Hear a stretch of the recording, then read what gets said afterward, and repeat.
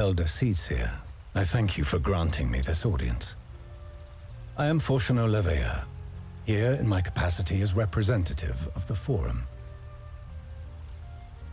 It is I who should thank you, Master Fourchenault, for journeying so far and so swiftly. Would that our first meeting could have been under happier circumstances.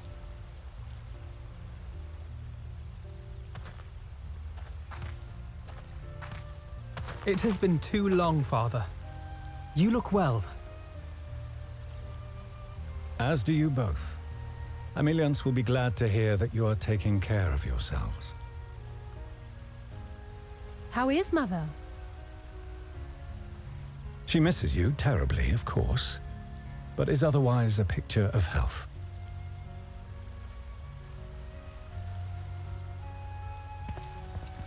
Circumstances apart, I'm grateful that our meeting has afforded me the chance to be reunited with my children at long last.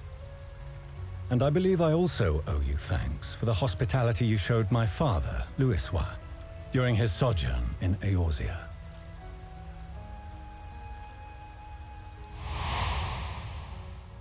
All thanks we owe to him. In the days prior to the 7th Umbral Calamity, it was your father's tireless efforts which granted us a means to vanquish the Primals. Were it not for him, our strength would have been quite spent by the time the Empire arrived. That Gridania still stands is in large part his achievement. He was a great man.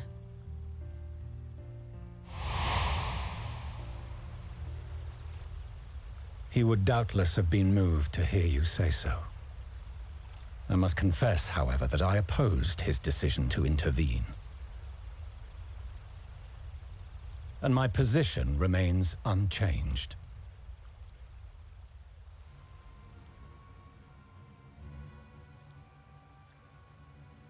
To chart the course of history, not to change it.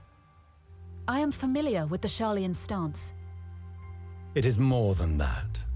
It is our way of life, who we are. But I came here not to deliver a lecture, but the Forum's answer to your request. Sharlayan will under no circumstances intervene in the conflict between Eorzea and the Garlean Empire.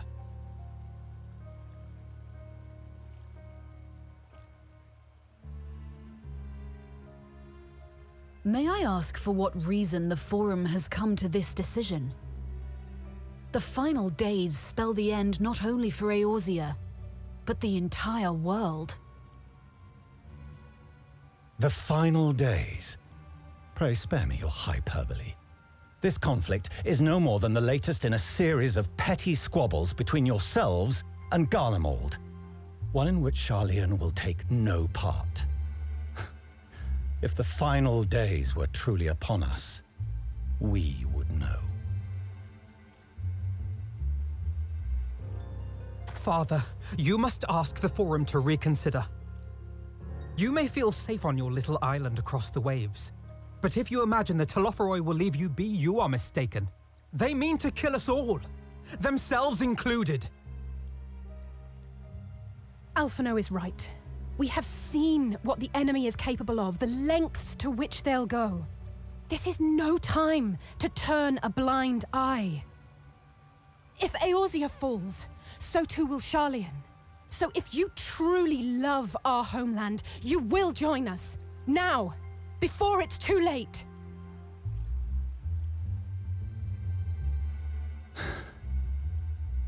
I thought you knew better than to raise your voice to your elders. It seems I was wrong. Wrong to ever let you leave, Sharlayan. I consoled myself that your time abroad would instill in you some hint of restraint, of discipline. But I see now that Eorzea has made fools of you both. Have you forgotten why it was that I so vehemently opposed your grandfather's departure? For all his wisdom, his only solution was to go to war. Death, devastation, ruin. Even those who claim victory are scarred for life. What prize could ever justify such sacrifice? It is the duty of the learned to avert such tragedy. By fanning the flames of war, you forsake all you once held dear.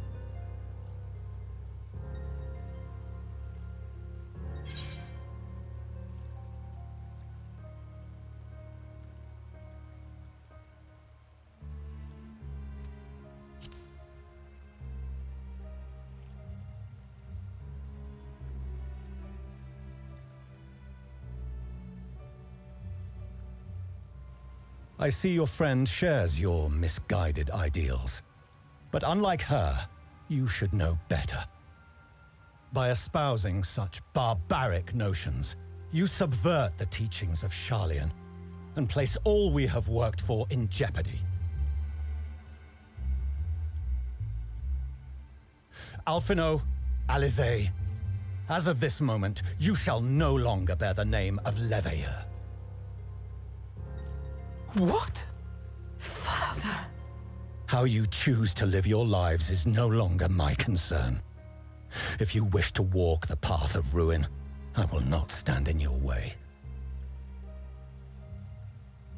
Master Fourchenault, while Sharlayan may have no intention of intervening in this conflict, we can still part as friends.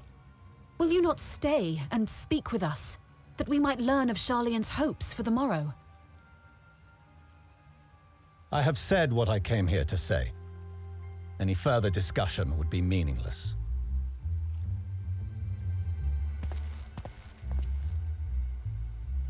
Father! Wait! Don't bother, Alizé! How can you stand there and watch him walk away? How can you let this happen?